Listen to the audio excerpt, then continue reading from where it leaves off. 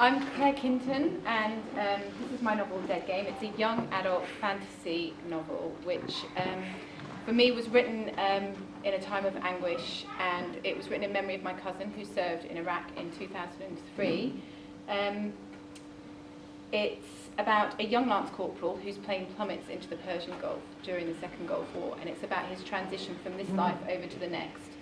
The profits of it are going to Help for Heroes and to Safa Forces Help, and it also supports Dyslexia Action. So I'm going to read a little bit from it for you. There is a sequel to it called Waiting Game, which is coming at the end of this year as well. We'll go with the first chapter, so you're not kind of wondering what on earth I'm talking about. Okay, the first chapter is set in 2003. Flying evokes boredom and terror. Archie Fletcher's eyes flicked open. The contents of his stomach shot into his mouth as the plane delved downwards. The sudden descent into Kuwait putting an immediate end to his dreaming. Bring Me to Life, Events' new #1 single, screeched in his ears. He ripped out his headphones, clutched his armrests and swallowed hard. The commotion in the cabin was quite different from the music that lingered in his head. Automatically, he clutched for his St. Christopher, muttering under his breath. He was never sure whom he was praying to, or if it would help. It just seemed the thing to do when hauling oneself through the air at 800 miles per hour in a giant hollow hunk of metal headed for a war zone. The field support company Remy were finding it difficult to remain calm. It was unnerving for even the hardiest of flyers. Archie forced himself to relax. Well rested after his sleep, his natural appetite for adventure overcoming his fear, he grinned hard at the chiselled soldier beside him. James mustered a nervous smile in return. Peering out of the small aeroplane window, Archie could see the rumbling storm the pilot was attempting to avoid. Streak lightning lit up dense black cloud that threatened to engulf them. It was a losing battle. Quick as thought, they were in the thick of it. Thunder exploded around the aircraft, blotting out the sounds of streaking engines. Lightning struck them over and over again. To those inside, it felt as though the supreme hand of God had taken hold of the plane and was shaking it to see what was inside. Overhead speakers crackled into life. "This is your captain. We've lost an engine. Prepare for an emergency landing." Archie sucked in a short breath and turned to look at James. This time, neither man smiled. Their eyes locked momentarily, verifying each other's fear. Then both leaned forward to stare out of the window at the majesty of the merciless storm. The lights in the cabin flickered as lightning struck again and again and again, each time throwing into stark relief a blur of tense white faces. "I'm sorry," the panic-stricken voice of the captain shouted through the tannoy. "We've lost power. We're losing fuel. Ready a life jacket under your seat. Adopt brace position. We've overshot our landing. We're heading into the Persian Gulf. When we hit, it's..." He was cut off. The cabin plunged into darkness. The plane jerked suddenly downwards. I shall leave it there. I shan't go on. But that's the taster. Yep. Indeed, thanks for that, so Claire. So Taff, you're next. Taff was the author of this fantasy series, published in the US Publishers. I'm going to stand. I'm not as cool as Claire sitting. I'm going to have to stand up, I'm afraid. You go for it. Yeah. The Spider Gem and the Shimmering Gate. My name's Taff Lovesey, and these are I'm almost hesitant to say this because as soon as you mention the word Tolkien, people start to go, "You think you're Tolkien?" I'm nowhere near as brilliant as that guy, okay? The technology and the magic and the feel, it's very much traditional fantasy. So I'm inspired by Tolkien, who isn't, Michael Moorcock, Eddings, more recently Philip Pullman, Garth Nix. They're my heroes, and somebody who you wouldn't necessarily think of being fantasy or fiction, science fiction, and that's Edgar Rice Burroughs. I don't know if anybody have read the science fiction stuff that Edgar Rice Burroughs does. Absolutely genius. He's the guy that wrote Tarzan, by the way, which is also a good read. But as I say, traditional fantasy.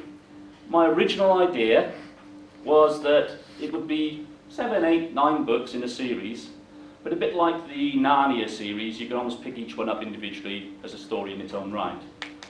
But being Welsh and being gobby, this one sort of grew and grew and grew, so it ended up as 2. So book 3, which I'm writing at the moment, It's about a character that disappears in this, but you could read it standalone, and that's how I intend the series to be. And although this one does have a finish, I don't think you'd really want to read that one unless you read that one. Does that make sense? Yeah. So it's a bit of a Tolkien-esque thing, I guess. You know, you've got the trilogy, and those two together make up the one story. I'll do a short read as well. I'll tell you a little bit more about the books as we go through with question and answer later on, because it is interesting about how they were published. These were print-on-demand published or self-published, and there is a slight difference which we'll cover later.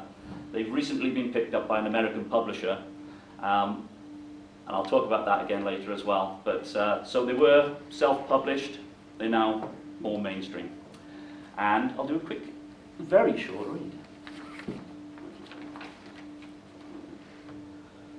Restorum aliaris she, amorial conjecta she, Helenda ha lucifer aliaris, restorum aliaris she, amoral conjecta she, Helenda ha lucifer aliaris. There was an ominous silence in the chamber. As the warlock continued his chant, the temperature in the room began to drop, and his students held onto their colleagues just a little tighter, faces now full of uncertainty. The black sphere held in Weldrop the warlock's open palm began to hum. It rose into the air, hovering a few inches above his hand, and began to spin. As its momentum increased, the humming noise grew in intensity. Weldrop was now shouting the spell. Restorum aliaris she, armorial conjecta she, Helenda ha lucifer aliaris. And the black ball was spinning ever faster, the sound filling the runestone chamber. At a point where some of his coven felt unable to continue, the humming suddenly stopped, and the sphere fell back into the warlock's hand. As it hit his skin, black ooze seeped out of it and soon filled his palm, overflowing onto the stone surface of his feet. The warlock continued his spell in a whisper, as even he was now feeling some of the trepidation.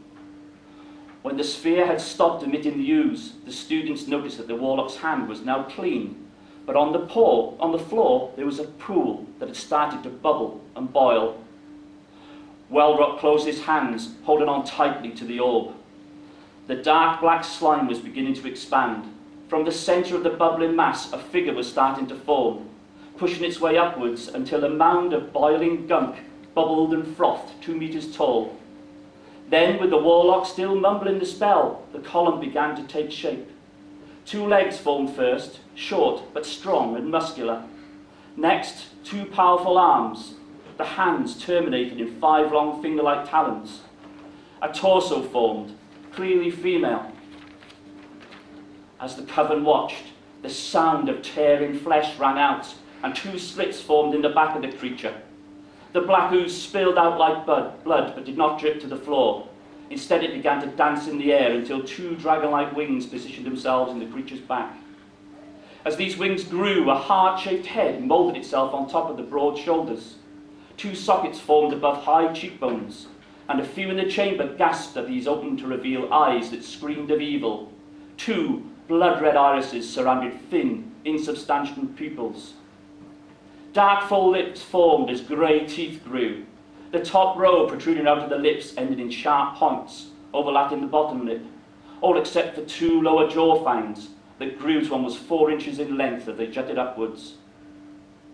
As the creature stabilised its form, the black ooze turned into a more solid dark blue flesh-like substance. Weldrop stopped his chanting and held the black sphere between his fingers. Welcome, Helenda. I have summoned you to serve me.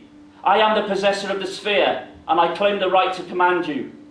The creature glared back at him. It hissed a response. Who are you that dares to summon the she? Can you not let me rest? Weldrop stared back defiantly. I am Weldrop, the warlock, and I claim the right to command you, as Shangarth did before me. You must summon your sisters. It is time to fly the skies of Portalia once more. As I said, pretty traditional fantasy type stuff. So, thanks for that. Yeah. So Paul, for your next thing, Paul.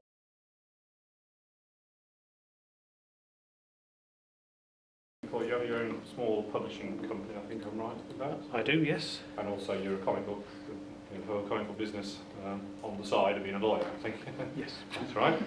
And you obviously write books as well. Would you like to tell us about yours? Yeah. Well, tradition's been starting to stand, so I'll keep with that. Also keeps with what I do. You've just been told I'm a solicitor, so I spend my day standing on my feet talking to people.